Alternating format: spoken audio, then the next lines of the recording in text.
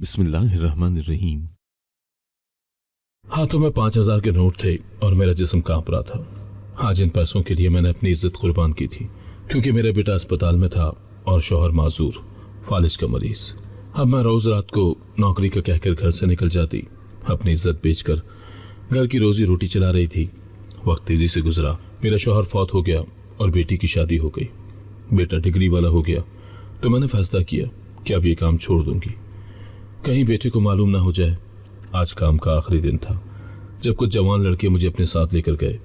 मैं मुस्कुराकर अंदर दाखिल हुई, पर वहां मुस्कुराते अपने बेटे को देखकर पत्थर हो गई। जान तो तब निकली जब मेरा बेटा मुझसे अनजान बनता मुझे अपने दोस्त के साथ कमरे में जाता देखने लगा, और हाथों में 5,000 के नोट थे और मेरी हथेलियां पसीने से भरी हुई थी। उन नोटों को देखते ही दिल की धड़कन तेज हो जाती। ये नोट किसी आम लेन देन की कीमत नहीं थे, बल्कि मेरे वजूद का सौदा था। मेरी आंखों में नमी तैरती और अंदर से आवाज आती, कब खत्म होगा ये सफर, कब तक मेरा जिस्म बिकता रहेगा। मैंने नोटों को मजबूती से पकड़ा और कमरे की नीम तारीख फिजा से बाहर निकली। दिल चाहता था कि भाग जाऊं, सब छोड़कर कहीं गायब हो जाऊं, लेकिन ख्याल आया कि शौहर फालिज के बिस्तर पर बेबस पड़ा है। उसकी आंखों में दिन रात सवाल रहते कि मैं कब वापस आऊंगी, और मेरे झूठे जवाब उसे वक्ती सुकून देते। बेटा अस्पताल में सांसों के साथ जंग लड़ रहा था और उसकी दवाओं का खर्च हर दिन बढ़ रहा था। बेटी छोटी थी, भूख से तड़पती और मासूम सवाल करती, अम्मा खाने को कुछ है? मेरे पास इन सवालों का कोई जवाब न था। गुर्बत ने हर रास्ता बंद कर दिया था। मैंने कितनी बार सोचा कि मेहनत मजदूरी करूं, मगर कौन देता औरत को काम। फिर शौहर की बीमारी, बच्चों की जिम्मेदारी और गली मोहल्ले के लोग जो बस ताने देने के लिए जिंदा थे। कोई सहारा न मिला। एक दिन जब बेटी की हालत बिगड़ गई और डॉक्टर ने कहा कि फौरन दवाओं के बगैर इसकी जान खतरे में है, तो मेरी हिम्मत टूट गई। उस लम्हे मैंने वो फैसला किया जिसने मेरी जिंदगी को हमेशा के लिए बदल डाला। वो रात मेरी पहली थी। मेरा जिस्म कांप रहा था, दिल चीख रहा था कि रुक जाऊं, लेकिन मजबूरियां मुझे घसीटती जा रही थी। जब वापस आई तो हाथ में चंद नोट थे और दिल में हजारों जख्म। आईने में खुद को देखा तो लगा जैसे कोई अजनबी औरत मुझे घूर रही हो। मैंने सर झुका लिया, आंखें बंद कर ली और अपने आप से कहा, ये सब बच्चों के लिए है, ये सब उनके मुस्तकबिल के लिए है। मगर वो लम्हा मेरे लिए एक अजियतनाक दायरे की शुरुआत था। शौहर को मैंने कहा, काम लंबा हो गया था इसीलिए देर से आई हूँ। वो आहिस्तगी से बोला, तुम थक जाती हो तो छोड़ क्यों नहीं देती? मैंने होंठ काटते हुए जवाब दिया, अगर मैं छोड़ दूं तो बच्चों का क्या होगा? उसने खामोशी इख्तियार कर ली। उसकी खामोशी में एतमाद भी था और बेबसी भी। मुझे वो खामोशी मजीद काटने लगी। हर रात घर से निकलते हुए मेरी बेटी मेरी चादर पकड़ कर कहती, अम्मा कब आओगी? मैं उसके हाथ सहलाकर कहती, बस थोड़ी देर में।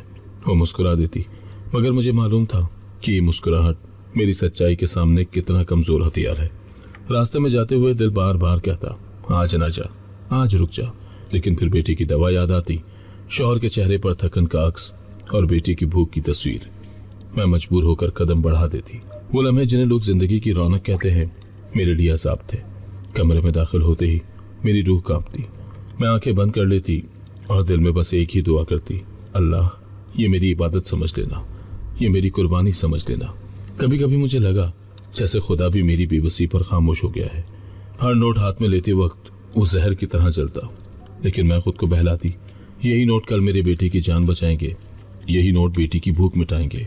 कभी काम के बाद मैं खुद से बात करती, क्या मैं गुनहगार हूँ या ये सब मेरे बच्चों के लिए कुर्बानी है? फिर आंखों से आंसू बह निकलते। मुझे याद है एक रात कमरे में बैठकर मैंने अपनी बेटी की तस्वीर को देखा और कहा, बेटा अगर तुम्हें कभी सच मालूम हो गया तो क्या तुम मुझे माफ़ कर दोगे? मेरे सवाल का जवाब तस्वीर की खामोशी में छुपा रह गया। एक दिन डॉक्टर ने कहा, बेटी की हालत बेहतर हो रही है, अगर दवाएं वक्त पर मिलती रहीं तो वो ठीक हो सकता है। ये सुनकर दिल में एक अजीब सा सुकून आया। मैंने खुद से कहा, हाँ मेरी कुर्बानी रायगा नहीं जा रही, लेकिन साथ ही एक खौफ भी दिल में बैठ गया, कहीं ऐसा ना हो ये राज कभी बेटे के सामने खुल जाए। यही खौफ मेरे साथ हर पल रहने लगा। घर के मोहल्ले में लोग सवाल करते, बहन कहाँ नौकरी करती हो? मैं मुस्कुरा कर कहती, एक फैक्ट्री में। वो सर हिला देते, अगर उनकी नज़रों में शक होता। मैंने सीख लिया था कैसे झूठ को सच बनाकर पेश करना है, मगर रात को जब तन्हाई होती तो वही झूठ मुझे अंदर से खा जाता। घर के अंदर मैं सबके सामने एक फर्स्ट शनास औरत थी, शौहर के लिए खिदमत गुजार, बच्चों के लिए माँ और मोहल्ले के लिए एक मेहनती बीवी। हर कोई यही समझता कि मैं दिन रात मेहनत करती हूँ ताकि घर का खर्च चले, लेकिन इस सच्चाई को मैंने अपने दिल में कैद रखा था। बाहर निकलते ही मैं अपनी इज्जत का सौदा करती थी। ये वो राज था जो मेरे और मेरे रब के दरमियान था। शौहर को कभी इल्म न होने दिया कि मैं कहाँ जाती हूँ। वो फालिद ज़्यादा बिस्तर पर लेटा होता, मेरी बातों पर एतबार कर लेता। कभी कभी वो आहिस्ता से कहता, तुम्हें रोज़ाना इतनी मेहनत करनी पड़ती है, मेरी वजह से तुम्हें तकलीफ हो रही है। मैं उसके माथे पर हाथ रखकर जवाब देती, तुम फिक्र न करो, सब ठीक हो जाएगा। बेटी की मासूमियत मेरी सबसे बड़ी कमज़ोरी थी। वो रोज़ मेरे पीछे लेट जाती और बोलती, अम्मा कब वापस आओगी? मैं उसके नन्हे हाथ अपने हाथों में लेकर झूठी तसल्ली देती, बस जल्दी आ जाऊंगी। एक दिन उसने जिद पकड़ ली, मैं भी तुम्हारे साथ चलूंगी। मैंने उसके बाल सहलाकर कहा, नहीं बेटी, तुम्हें पढ़ाई करनी है, जब तुम बड़ी होगी तो मुझे फ़ख्र होगा। वो हंस पड़ी, मगर मैं अंदर से टूट गई। बेटी की बीमारी मेरी रातों की नींद ले चुकी थी। अक्सर वो सांस लेते लेते रुक जाता तो मेरा दिल हलक में आ जाता। अस्पताल के कमरे में मैंने कई बार रब के हुजूर हाथ उठाए, है अल्लाह, मैं बहुत गुनहगार हूँ, तू बस मेरे बच्चे को ज़िंदगी दे दे। उसकी सांसें बहाल होती तो मैं सुकून का सांस लेती, लेकिन अगले दिन फिर वही दवाएं, फिर वही अखराजात सामने आ जाते। मैं हर रात अपना वजूद कुर्बान करती ताकि सुबह का चूल्हा जलता रहे। दिन भर के झूठे वादे और रात की अजियत मेरे मामूल का हिस्सा बन गई। कभी कभी नोट हाथ में आते तो सोचती, ये चंद कागज़ आखिर इतने कीमती हैं कि इनके लिए मुझे अपनी इज्जत देनी पड़ती है।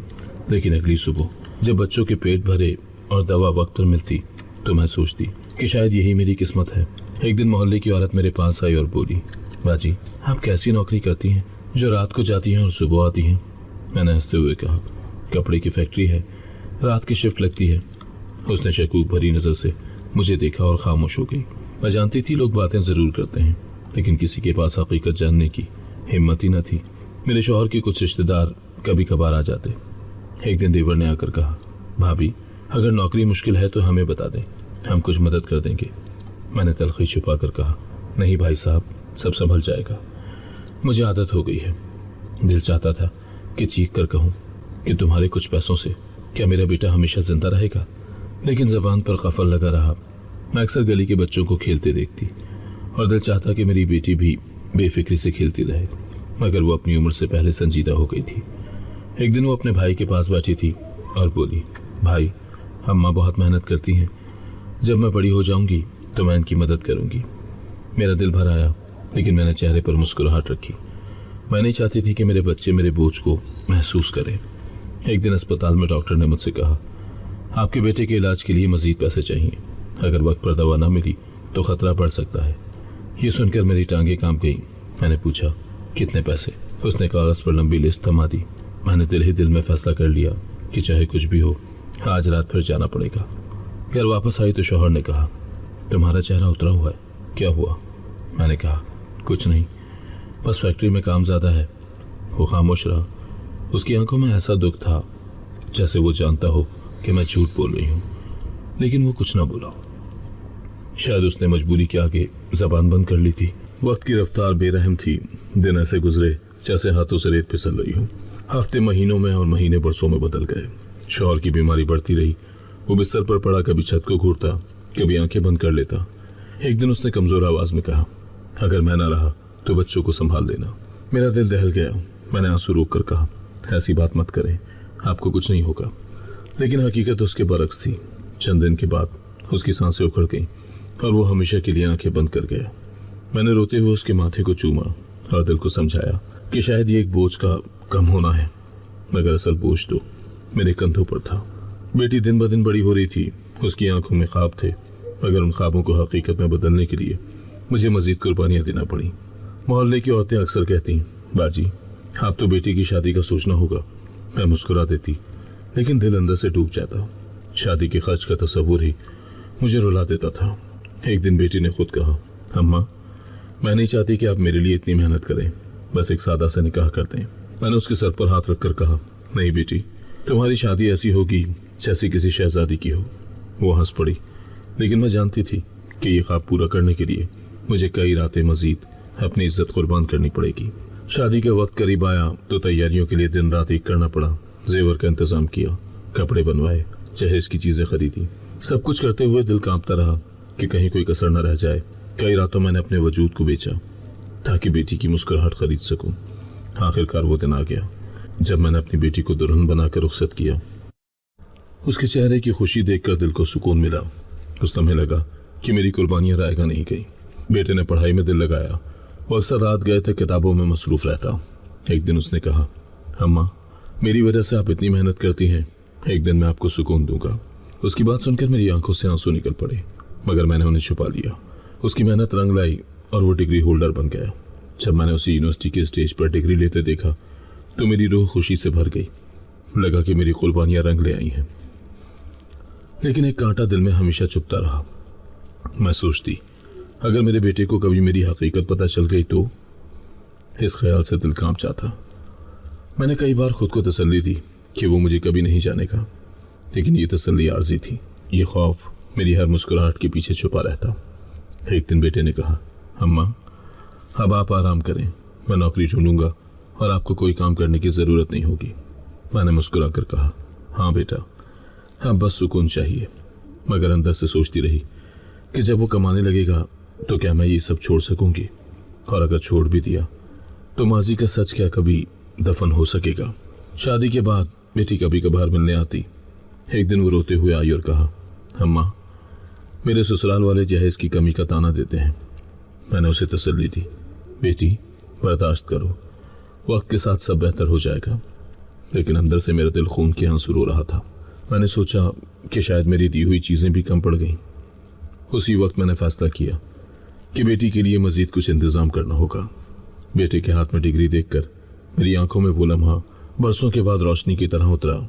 उसकी कामयाबी ने मुझे अंदर तक सुकून दिया। उस दिन मुझे लगा कि मेरी कुर्बानियां अब किसी अंजाम को पहुंच गई हैं। मैंने खुद से वादा किया कि अब ये सफ़र ख़त्म करूंगी। मैंने दिल दिल में कहा, यह रात मेरा आखिरी सौदा होगा। अब मैं नहीं जी सकती इस अजाब के साथ। बेटा कामयाब हो चुका था, बेटी अपने घर में खुश थी। मुझे लगा कि अब मेरा वजूद आज़ाद हो सकता है। लेकिन दिल के किसी कोने में एक लरसता हुआ खदशा छुपा हुआ था। अगर किस्मत ने मुझे बेनकाब कर दिया तो क्या होगा। उसी रात मैंने आईने में खुद को देखा। चेहरा ऐसा लग रहा था जैसे झूठ की कई तहों में लिपटा हुआ है। मैंने अपने ही अक्स से पूछा, क्या तू आज के बाद आज़ाद हो सकेगी? मेरे कांपते हाथ चादर संभालने की कोशिश करते रहे, मगर इरादा मजबूत था। आज के बाद मैं सिर्फ मां रहूंगी। कोई मजबूरी मुझे फिर नहीं खरीदेगी। इससे पहले कि मैं निकलती, बेटा कमरे में आया। उसने कहा, अम्मा, कल एक बड़ी कंपनी में इंटरव्यू है, दुआ करें। मैंने उसके सर पर हाथ रखा और कहा, मेरी दुआएं हमेशा तुम्हारे साथ हैं। कल के बाद तुम्हारी जिंदगी बदल जाएगी। उसने मुस्कुराकर जवाब दिया, और आपकी भी अम्मा। ये सुनते ही मेरे दिल में जैसे एक बोझ उतर गया। मुझे लगा वाकई ये आखिरी रात है। घर से निकलने से पहले मैंने बेटी को फ़ोन किया। वो हंसती हुई बोली, अम्मा, ससुराल वाले आपकी तारीफ करते हैं, आपने मुझे अच्छी तरबियत दी। मैंने जवाब दिया, बस अल्लाह का करम है बेटी। लेकिन फ़ोन बंद करते ही दिल सोचने लगा कि अगर वो जान ले कि उसकी माँ ने कैसे सब कुछ किया तो क्या वो भी तारीफ करेगी। रास्ता तय करते हुए मैंने खुद को कायल किया कि ये सफ़र बस यहीं ख़त्म होगा। मैंने दुआ की, ऐ अल्लाह, आज के बाद मुझे कोई और सौदा ना देखना पड़े। आज के बाद मेरे कदम किसी और राह पर ना जाएं। इसी दौरान रास्ते में एक पुरानी वाकिफ़ औरत मिली। उसने कहा, बाजी, आप तो बड़ी मेहनती हैं। अब तो बेटे ने पढ़ाई मुकम्मल कर ली, अब आराम करें। मैंने उसके चेहरे को देखा और दिल ही दिल में सोचा, काश वो जानती कि मेरा सुकून किस कीमत पर ख़रीदा गया है। मैंने बस हल्का सा कहा, हाँ बहन, अब आराम करूँगी। वो हंस के आगे बढ़ गई। कमरे में दाखिल होने से पहले दिल लरस रहा था। मुझे लग रहा था जैसे ये आखिरी बार नहीं, बल्कि किसी नए इम्तिहान की शुरुआत है। अंदर बैठे हुए लोग हंस रहे थे। मैंने मसनूई मुस्कुराहट चेहरे पर सजा ली। ये वो मुस्कुराहट थी जो बरसों से मेरा हथियार बन गई थी। उसी लम्हे फ़ोन बजा। बेटे का पैगाम था, अम्मी फिक्र न करें, कल सब अच्छा होगा। मैंने उसका पैगाम पढ़कर दिल दिल में कहा, हाँ बेटा, कल के बाद सब बदल जाएगा। ये सोचकर मैंने खुद को संभाला। काम मुकम्मल होने के बाद जब मैं कमरे से निकली तो हाथों में नोट थे। उन नोटों को देखते हुए दिल में एक अजीब सा सुकून था, जैसे ये नोट मेरा आखिरी बोझ उठा लेंगे। घर वापस आई तो शौहर की कब्र पर फातिहा पढ़ने का ख्याल आया। अगली सुबह कब्रिस्तान गई। कब्र पर बैठकर मैंने कहा, आज तुम्हारी बेटी की माँ ने फैसला किया है कि अब कोई सौदा नहीं होगा, अब बस इज्जत के साथ जिंदगी गुजारूंगी। आंखों से आंसू बहे और दिल को सुकून मिला। बेटे ने इंटरव्यू की तैयारी के बारे में बताया। वो खुश था उसने कहा, अम्मी आप देखेंगी कल के बाद आपको कुछ करने की जरूरत नहीं पड़ेगी। मैंने मुस्कुराकर कहा, बेटा मुझे तुम पर फख्र है, मगर अंदर से एक कांटा दिल को चुभता रहा। अगर इसे हकीकत मालूम हुई तो ये सवाल मुझे बार बार घबरा देता। उस रात जब मैं घर से निकली तो दिल में अजीब सा सुकून था। बरसों के बाद पहली बार ऐसा महसूस हो रहा था कि मैं किसी कैद से आज़ाद होने जा रही हूँ। ये सोच कि ये आखिरी बार है मेरे कदमों को एक गैर मामूली हौसला दे रही थी। मैंने अपने आप को समझाया, बस आज के बाद सब खत्म हो जाएगा।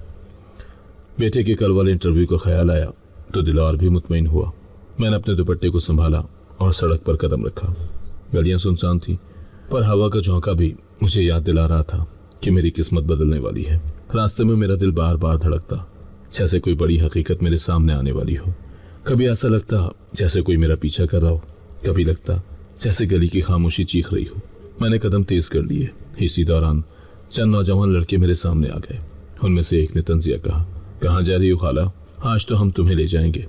मैंने गुस्से को छुपाते हुए कहा, रास्ता छोड़ दो, मुझे देर हो रही है। लेकिन वो हंसने लगे। दूसरे ने आगे बढ़कर मेरा बाजू पकड़ा और कहा, बस आज की रात हमारी होगी। मेरा दिल दहल गया। मैंने सख्त लहजे में कहा, यह ठीक नहीं है, मुझे छोड़ दो। मगर उनके चेहरों पर शर्म का कोई असर न था। वो मुझे ज़बरदस्ती एक कमरे की तरफ ले गए। मेरे कदम भारी हो चुके थे। दिल ने कहा, खैर है, ये आखिरी बार है। मैंने अपने आप को तसल्ली दी और मसनूई मुस्कुराहट चेहरे पर सजा ली। बरसों से यही मेरा हथियार था। कमरे में दाखिल होते ही मेरा जिस्म अकड़ गया। मैंने सोचा था कि ये एक आम रात होगी, लेकिन अगले ही लम्हे मेरी सांसें रुक गईं। सामने जो हंसी गूंज रही थी वो किसी अजनबी की नहीं, बल्कि मेरे अपने बेटे की थी। मेरा बेटा, मेरा फख्र, मेरी जिंदगी की मेहनत का नतीजा। वो वहाँ दोस्तों के साथ बैठा हंस रहा था। मेरे कानों में उसकी हंसी खंजर बनकर उतर रही थी। मैंने लरजते कदमों के साथ उसे गौर से देखा। वो बिल्कुल बेफिक्री से अपने दोस्तों के साथ महफिल में मसरूफ था। मैंने दिल ही दिल में कहा, या अल्लाह, ये ख्वाब है या हकीकत? मेरा दिल चाहा कि फौरन उसके सामने जाकर चीखूं, बेटा मैं हूँ तुम्हारी माँ। मगर मेरे कदम जमीन से जकड़े हुए थे।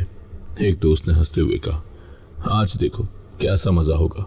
और मेरा बेटा भी कह कहा मारकर हंस दिया। मेरी आंखों के सामने अंधेरा छा गया। मैंने दिल ही दिल में कहा, ये वो लम्हा है जिससे मैं बरसों से डरती रही हूँ।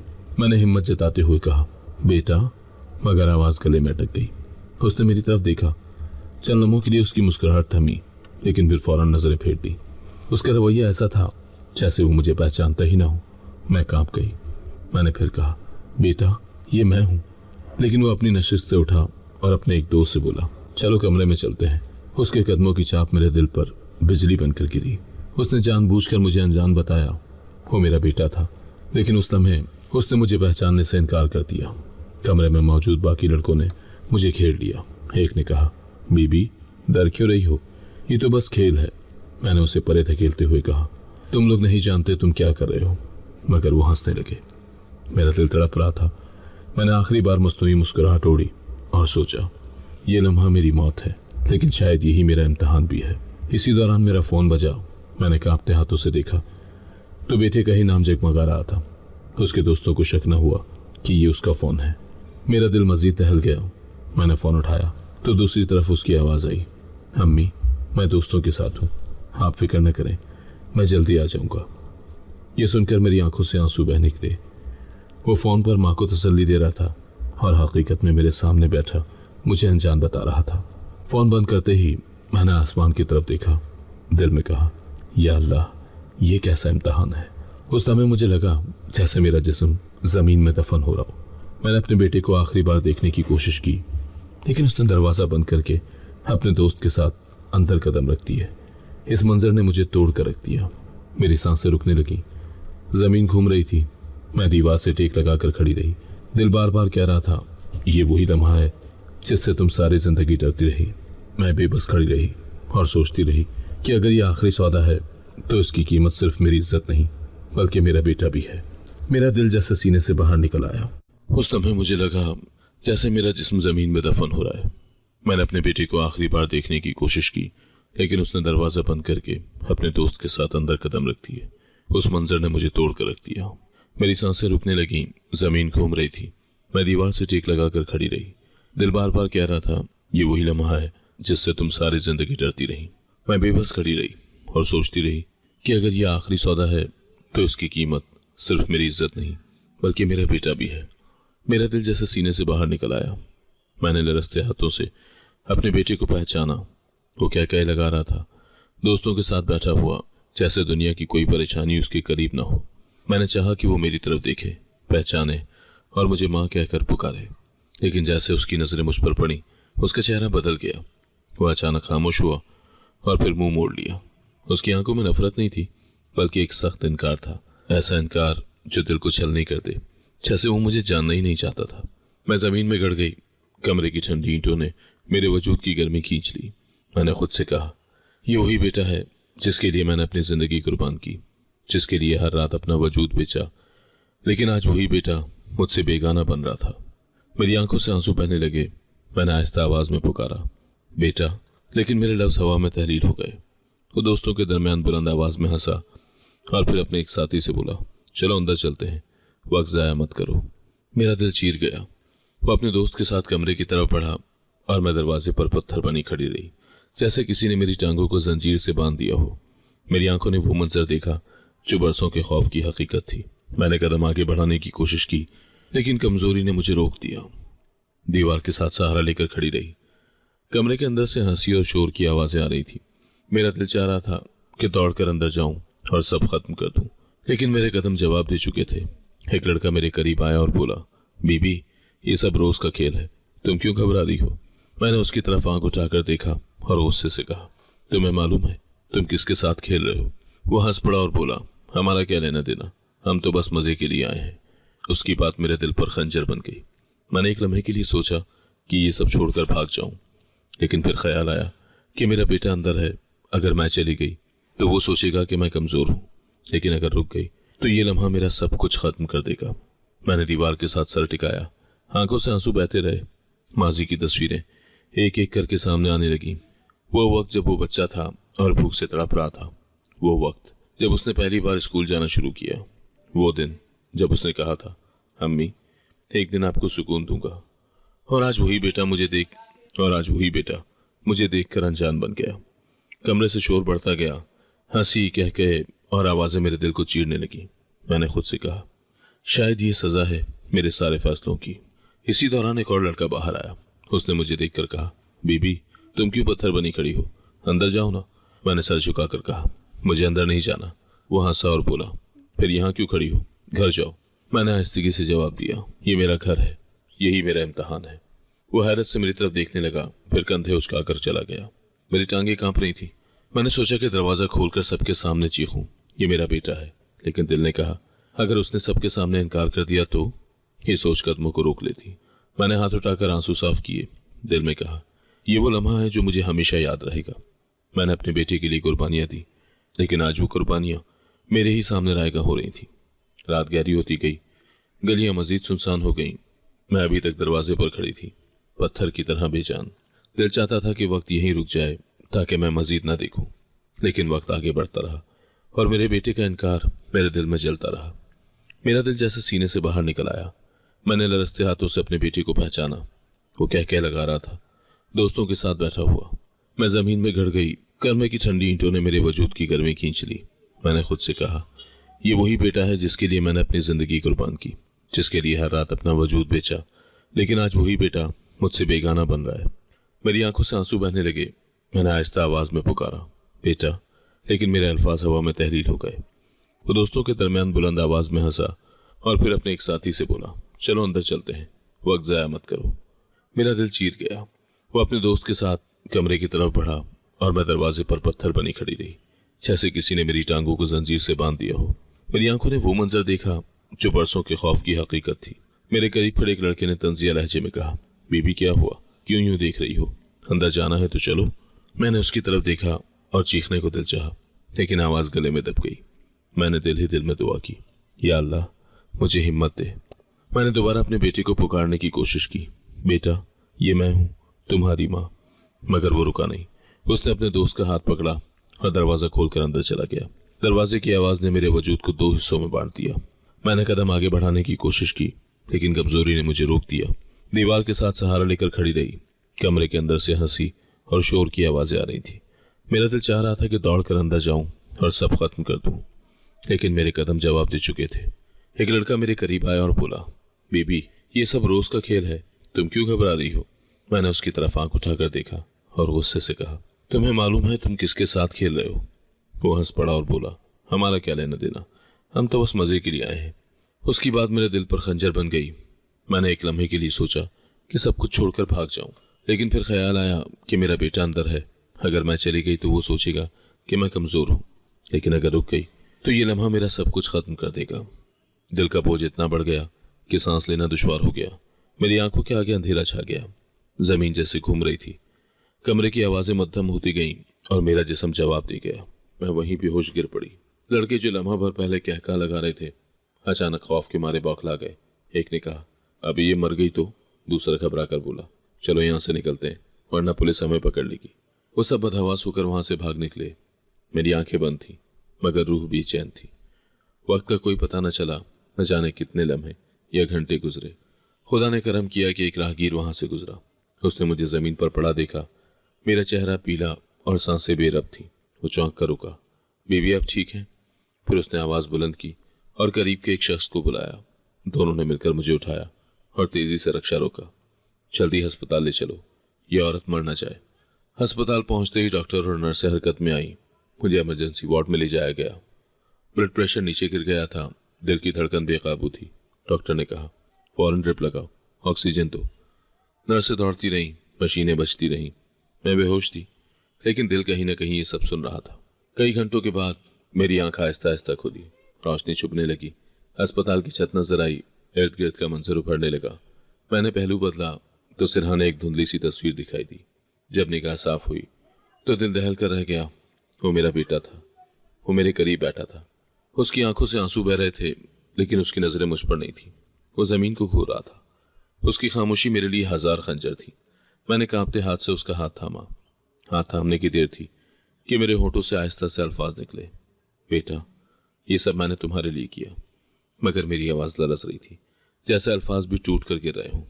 उसने चौंक कर मेरी तरफ देखा। उसकी आंखें सुर्ख थीं। वो कुछ कहना चाहता था, मगर जबान पर अल्फाज ना आ सके।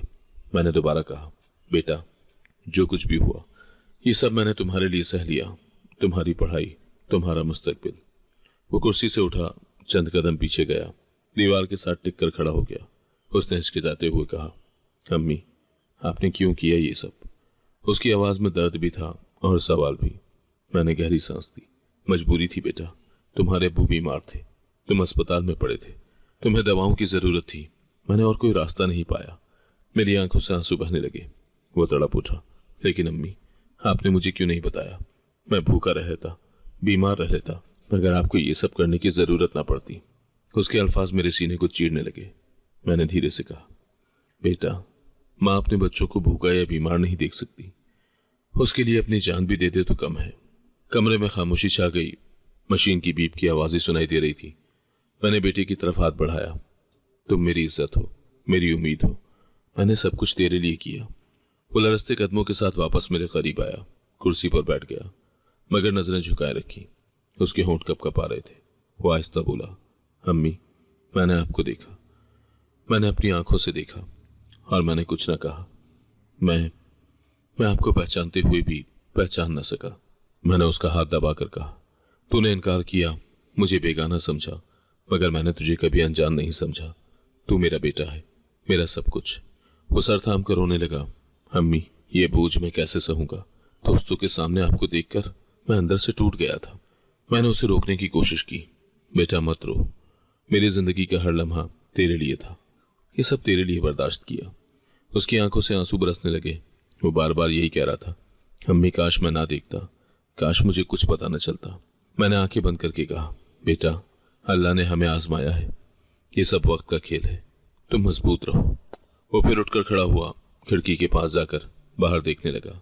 उसकी पुश्त मेरी तरफ थी। मैं जानती थी कि वो अंदर से टूट रहा है। मैंने कांपती आवाज में कहा, बेटा, कल तेरा इंटरव्यू है, कल के बाद सब बदल जाएगा। उसने बगैर पलटे कहा, इंटरव्यू? अम्मी, मेरी दुनिया तो आज ही बदल गई है। मेरे दिल पर बोझ मजीद बढ़ गया। मैंने आहिस्ता से कहा, बेटा, मेरी जिंदगी खत्म हो जाएगी अगर तूने हिम्मत हार दी। कमरे में खामोशी फैल गई। मेरा हाथ अब भी कांप रहा था। मैंने सोचा कि काश ये लम्हा ना आता, लेकिन वो आ गया था और मेरा बेटा उसका गवाह बन चुका था। बेटे के चेहरे पर टूटने वाली मासूमियत ने मेरा दिल चीर कर रख दिया। उसकी आंखों में वो भरोसा टूट गया था जो बरसों से मेरे वजूद का सहारा था। उसने धाड़े मार मार कर रोते हुए कहा, अम्मी, आपने अपनी इज्जत कुर्बान की और मैंने आपको रुस्वा कर दिया। ये बोझ मैं नहीं सह सकता। उसकी आवाज़ में ऐसा दर्द था कि मेरे कान सुनने से कासिर हो गए। उसके अल्फाज मेरे दिल में खंजर की तरह उतरते गए। मैंने कपकपाते हुए कहा, बेटा, मैंने अपने लिए कुछ नहीं किया, सब तुम्हारे लिए था, तुम्हारी तालीम, तुम्हारा मुस्तकबिल। लेकिन वो मेरी बात मुकम्मल होने से पहले ही तेजी से खड़ा हुआ। वार्ड की दीवारों पर उसके कदमों की आवाज़ गूंजी, जैसे हर आहट पर मेरा दिल चीर रही हो। वो कमरे से बाहर भाग गया। मैंने चीख कर कहा, रुक जा बेटा, मेरी बात तो सुन ले। मगर मेरी आवाज़ कमरे की सफ़ेद दीवारों से टकरा कर रह गई। दरवाज़ा बंद होने की आवाज़ ने मुझे अंदर से तोड़ दिया। नर्स अंदर आई और हैरान होकर पूछने लगी, बीबी, आपके बेटे को क्या हुआ? वो क्यों ऐसे भागे जा रहा है? मैंने आंसू पोंछते हुए जवाब दिया, वो बस परेशान है। मगर मेरा दिल जानता था कि मामला सिर्फ परेशानी का नहीं था। वो मेरी हकीकत का बोझ उठाने के काबिल नहीं रहा। चंद लम्हे के बाद बाहर से शोर की आवाज़ें आने लगी। नर्स भागकर बाहर गई और फिर फौरन वापस आई। उसने कहा, बीबी, आपके बेटे को संभालें, वो बहुत मुस्तरिब है। मैंने कमरे से निकलने की कोशिश की मगर मेरे कमज़ोर जिस्म ने साथ न दिया। मैंने नर्स से कहा, मेरी मदद करो, मुझे उसके पास जाना है। व्हीलचेयर मंगवाई गई और मुझे कॉरिडोर की तरफ ले जाया गया। वहां दूर कोने में मेरा बेटा खड़ा था। उसके दोस्त भी मौजूद थे। एक दोस्त ने कहा, यार, तूने अपनी माँ को पहचानते ही क्यों नहीं माना? मेरा बेटा चीख कर बोला, तुम नहीं समझ सकते। मैंने कमजोर आवाज में पुकारा, बेटा। वो चौंका लेकिन मेरी तरफ देखने से कतराया। मैंने कहा, तुम्हें मेरी बात पूरी सुननी चाहिए थी। जो कुछ किया सब तुम्हारे लिए था। वो बोला, अम्मी, मैं जानता हूं आपने कुर्बानी दी, मगर इसकी कीमत क्या थी? आपने अपनी जान नहीं, अपनी इज्जत बेची। और मैं अपनी आंखों से देखकर भी खामोश रहा। मैंने कहा, बेटा, दुनिया की नज़र में ये सब गुनाह होगा, लेकिन माँ की नज़र में गुनाह नहीं था। वो सर झटक कर बोला, अम्मी, ये गुनाह नहीं था, ये कुर्बानी भी नहीं थी। ये तो एक ऐसा दाग है जिसे मैं कभी साफ नहीं कर सकूंगा। उसके दोस्तों ने उसे पकड़ने की कोशिश की। एक ने कहा, भाई, तू हौसला रख, लेकिन उसने उनके हाथ झटक दिए और दोबारा भागने लगा। मैंने चीख कर कहा, बेटा, रुक जा, मैं तुझे सब कुछ समझाऊंगी। वो पलट कर रुका, लेकिन उसकी आंखों में शदीद दर्द और बगावत थी। उसने बुलंद आवाज में कहा, अम्मी, आप मुझे क्या समझाएंगी? मैंने अपनी माँ को वहां देखा जहां किसी की माँ को होना नहीं चाहिए था। मैं क्या सोचूं, मैं कैसे जीऊं? मेरे दिल ने चाहा कि जमीन फट जाए और मैं उसमें समा जाऊं। मैंने आखिरी बार उसे समझाने की कोशिश की, बेटा, अगर मैं ये सब ना करती तो तुम्हारा इलाज मुमकिन ना होता, तुम पढ़ ना पाते, तुम जिंदा ना होते। मैंने अपनी जात कुर्बान की ताकि तुम्हें जिंदगी मिले। वो चीख कर बोला, और इस जिंदगी का मैं क्या करूं, और इस जिंदगी का मैं क्या करूं जिसमें मेरा सर उठाकर चलना ही मुमकिन ना हो। उसके अल्फाज ने मेरा वजूद तोड़ दिया। वो फिर से वार्ड से बाहर दौड़ा। मैंने नर्स से कहा, इसे रोकने की कोशिश करो। नर्स ने दौड़कर दरवाजा बंद करना चाहा, मगर मेरा बेटा पहले ही कॉरिडोर के आखिर में पहुंच चुका था। मेरी आंखों के सामने सब कुछ धुंधला हो गया। मैंने सोचा कि काश वो मेरी माँ होने की कुर्बानी को समझ पाता, काश वो जान पाता कि मैंने सब कुछ उसके लिए छोड़ा था। वार्ड में एक डॉक्टर आया। उसने मुझे पानी दिया और कहा, बीबी, आप अपने आप को संभालिए, आपका बेटा बहुत जज्बाती है, ऐसे वक्त में उसे सुकून देने की जरूरत है। मैंने कमजोर आवाज में कहा, काश मैं उसे सुकून दे पाती। कुछ देर के बाद उसका एक दोस्त दोबारा मेरे पास आया। उसने आहिस्ता से कहा, खाला, वो बहुत टूट गया है, हमें समझ नहीं आ रही कि उसे कैसे संभालें। मैंने आंखें बंद करके कहा, बेटे को माँ के सिवा कोई नहीं संभाल सकता, लेकिन आज वो माँ को दुश्मन समझ रहा है। रात भर अस्पताल में मेरी आंख न लगी। हर कदम की चाप पर दिल चौंक जाता, शायद वो लौट आया हो, मगर वो ना आया। मैं बिस्तर पर पड़ी सोचती रही कि मेरी कुर्बानियां, मेरी जिद्दोजहद सब रायगा जा रही हैं। जो बेटा मेरी उम्मीद था वही मेरा सबसे बड़ा बोझ बन गया था। कुछ लम्हों के बाद अस्पताल की राहदारी चीखों से भर गई। नर्सें दौड़ती हुई एक दूसरे को पुकारने लगी। डॉक्टरों की आवाजें सुनाई दी, जल्दी उसे लाओ, उसके पास वक्त नहीं। मेरा दिल धड़कने लगा, जैसे सीने में मौजूद ना हो बल्कि हलक में अटका हुआ हो। मैंने नर्स को पकड़कर पूछा, क्या हुआ, ये शोर कैसा है? वो मेरी आंखों में नहीं देख सकी, बस जल्दी से हाथ झटक कर आगे बढ़ गई। शोर बढ़ता गया, कदमों की चापें और लोगों की चीखने की आवाजें मेरे दिल को चीर रही थी। एक लम्हे के बाद कमरे में किसी ने दाखिल होकर खबर दी। उसके अल्फाज मेरे कानों में जहर बनकर उतरे, बीबी, आपका बेटा, उसने खुद को खत्म कर लिया है। जमीन मेरे पांव तले से निकल गई, दुनिया घूमने लगी, मेरे हाथ कांपने लगे। मैंने कुर्सी का सहारा लिया, मगर वजूद टूट कर बिखर गया। वो बेटा जिसके लिए मैंने अपनी सारी जवानी कुर्बान की, वो बेटा जिसके लिए मैंने अपनी इज्जत बेची, अपनी रातें जला दी, अपने ख्वाब दफन कर दिए, आज मेरी वजह से अपनी जान हार बैठा। मेरे लबों से बस एक ही सदा निकली, नहीं, ये सच नहीं हो सकता। नर्स ने मुझे संभालने की कोशिश की। बीबी, खुद को काबू में रखिए, मैंने चीख कर कहा। नर्स ने मुझे संभालने की कोशिश की।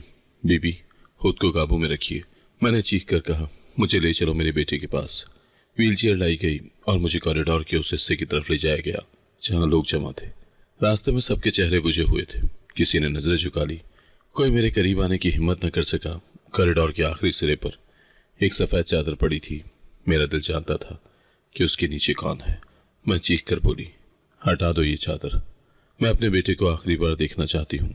एक नर्स ने धीरे से चादर उठाई और मैंने वो चेहरा देखा जो अभी चंद लम्हे पहले मेरा था और अब महज खामोश पड़ा था। उसके होंठों पर वही मासूमियत थी, मगर आंखें हमेशा के लिए बंद हो गई थी। मैंने लरसते हाथों से उसके माथे को छुआ।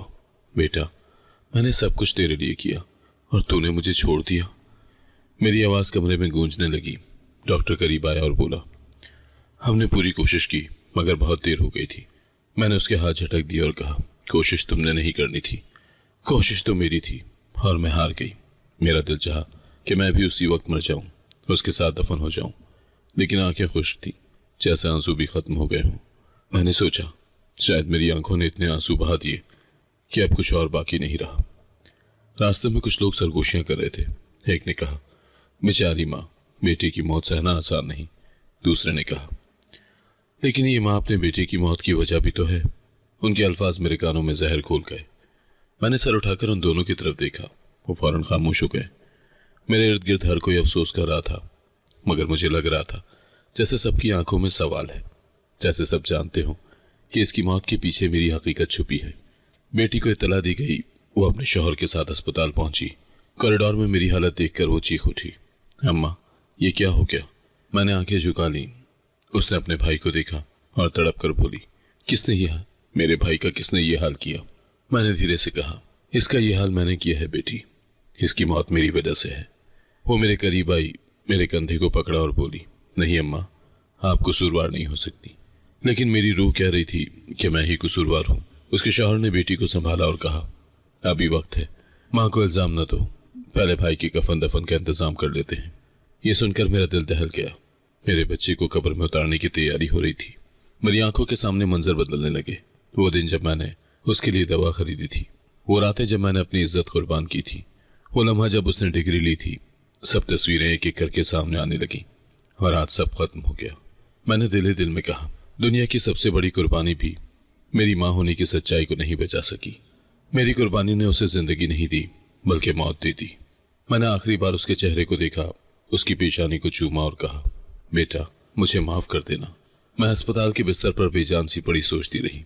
जिस्म तो जिंदा था मगर रूह गोया मर चुकी थी। हर सांस एक बोझ लग रही थी। कमरे की सफेद दीवारें मुझ पर तंज कर रही थी। मैंने खुद से सवाल किया, क्या मेरी कुर्बानियां बेमायनी थी? क्या सब कुछ रायगा गया? बेटी की लाश की तस्वीरें आंखों के सामने थी। वही बेटा जिसके लिए मैंने जिंदगी का हर लम्हा कुर्बान किया, आज मेरी आंखों के सामने मर गया। मेरे दिल में एक खलिश बार बार उभरती, क्या मेरा बेटा मेरे खुलूस को कभी समझ नहीं पाया? मैंने खुद को कसूरवार ठहराया। शायद कसूर मेरा है, शायद मैंने सच छुपाने में बहुत देर कर दी। अगर कभी उसे पहले बता देती, अगर उससे कह देती कि ये सब तेरे खातिर है, तो शायद वो बर्दाश्त कर लेता, शायद वो मेरा बोझ अपने कंधों पर ले लेता। लेकिन अब सब खत्म हो गया था। शौहर कब्र में, बेटी पराई हो चुकी और बेटा मेरी आंखों के सामने अपनी जान दे गया। मैं खाली हाथ और टूटे दिल के साथ जिंदा थी। इसी दौरान बेटी मेरे पास आई। उसकी आंखें रोते रोते सुर्ख हो चुकी थी। उसने कहा, अम्मा, आप कुछ बोलती क्यों नहीं? मैंने कमजोर आवाज में कहा, क्या बोलूं बेटी, मेरा बेटा तो चला गया। वो तड़प उठी, अम्मा, आपको खुद को संभालना होगा। भाई की मौत ने हमें तोड़ दिया, लेकिन अब आप ही हमारा सहारा है। मैंने उसकी तरफ देखकर कहा, बेटी, सहारा वही होता है जिसके पास कुछ हो। मेरे पास तो कुछ भी नहीं बचा। वो मेरी गोद में सर रख कर रोने लगी। अम्मा, आपके पास हम हैं। मैंने सरदाह भरी, नहीं बेटी, तुम अपनी दुनिया में हो। माँ का सहारा तो वो बेटा होता है जो कब्र में जा सोया। कमरे में खामोशी तारी रही। कभी कभी डॉक्टर आकर मेरा हाल पूछते। एक नर्स ने आहिस्तगी से कहा, बीबी आप बहुत बहादुर हैं, अल्लाह आपको सब्र दे। मैंने दिल ही दिल में सोचा, अगर ये बहादुरी है तो काश में कमजोरी रहती। रात को बेटी के शौहर आया। उसने कहा, अम्मी अब आप हमारे साथ चलें, ये घर ये यादें सब आपके लिए जहर बन जाएंगी। मैंने निगाह झुकाकर कहा, बेटा मैं कहाँ जाऊंगी, जहां भी जाऊंगी ये यादें मेरे साथ होंगी। उसने तसल्ली देते हुए कहा, वक्त सब जख्म भर देता है। मैंने कड़वा लहजा इख्तियार करते हुए कहा, वक्त जख्म नहीं भरता, वक्त तो सिर्फ जख्म को पुराना करता है। मेरी आंखों के सामने बेटे की हंसी गूंजती रही। वो लम्हा जब उसने मुझे पहचानने से इनकार किया था। मैंने आंखें बंद की और दिल में कहा, ये कुर्बानियां कैसी थी जो आखिरकार मेरे माँ होने की पहचान को ही छीन गई। कुछ दिन के बाद बेटी की तदफीन मुकम्मल हुई। कब्र पर खड़े होकर मैंने हाथ उठाए, या अल्लाह मेरा बेटा मुझसे नाराज गया, तू उसे माफ कर दे। उसकी माँ की कुर्बानियों का वास्ता। आंसू बहते रहे मगर दिल को सुकून न मिला। कब्रिस्तान से वापस आकर बेटी ने कहा, अम्मा अब आप सब भूल जाए, नई जिंदगी शुरू करें। मैंने तलखी से कहा, नई जिंदगी? जो माँ अपने बेटे को दफन कराए उसकी जिंदगी दोबारा शुरू नहीं होती। मोहल्ले की औरतें ताजियत के लिए आईं। एक ने कहा, बहन अल्लाह की मर्जी के आगे किसी का जोर नहीं। दूसरी ने सरगोशी में कहा, यही सदमे औरत को कब्र तक ले जाते हैं। उनके लफ्ज मेरे दिल को मजीद चीरते रहे। रात को जब सब जा चुके थे, मैं अस्पताल के कमरे में अकेली बैठी रही। खिड़की से बाहर अंधेरा फैला हुआ था। मैंने खुद से कहा, जिंदगी ने मुझे सब कुछ दिया मगर एक साथ सब कुछ छीन भी लिया। बेटी ने अगले दिन मुझे जबरदस्ती अपने घर ले जाने की जिद की। मैंने हाँ कह दी मगर अंदर से जानती थी कि अब कहीं भी सुकून न मिलेगा। बेटी ने कहा, अम्मा भाई की याद में आप खुद को खत्म न करें। मैंने उसकी आंखों में देखकर कहा, यादें इंसान को खत्म नहीं करती, यादें तो जिंदा रखती हैं ताकि वो हर लम्हा मरे। घर पहुंचकर भी सुकून न आया। हर कमरे में बेटी की परछाइयां नजर आने लगी। मैंने सोचा शायद मौत ही इस कहानी का आखिरी बाब है। कुछ दिन के बाद बेटी के बच्चे मेरे पास आए। एक ने कहा, नानी अम्मा हमारे साथ खेलें। मैंने उनकी मासूमियत को देखकर दिल ही दिल में कहा, शायद यही अल्लाह का पैगाम है कि मैं जिंदा रहूं। लेकिन दिल का बोझ कम ना हुआ। रात को जब सब सो गए, मैंने कुरान खोला, कांपते दिल से दुआ मांगी, या अल्लाह मेरी कुर्बानियां तूने देखी हैं, मुझे माफ कर दे, मुझे सुकून दे दे। मैं सोचती रही कि मेरी जिंदगी एक सवाल बनकर रह गई। क्या मेरी कुर्बानियां बेमायनी थी या ये सब मेरे नसीब में लिखा था? जवाब कोई न मिला। बस इतना मालूम हुआ कि मैं खाली हाथ और टूटे दिल के साथ जिंदा हूं। अगर आपको आज की कहानी पसंद आई है तो वीडियो को जरूर लाइक कीजिएगा और अपने दोस्तों के साथ भी शेयर कीजिएगा। और हाँ, अगर आपने अभी तक हमारा चैनल सब्सक्राइब नहीं किया तो जरूर सब्सक्राइब करें। मिलते हैं कल एक नई और दिलचस्प कहानी के साथ। अल्लाह हाफिज।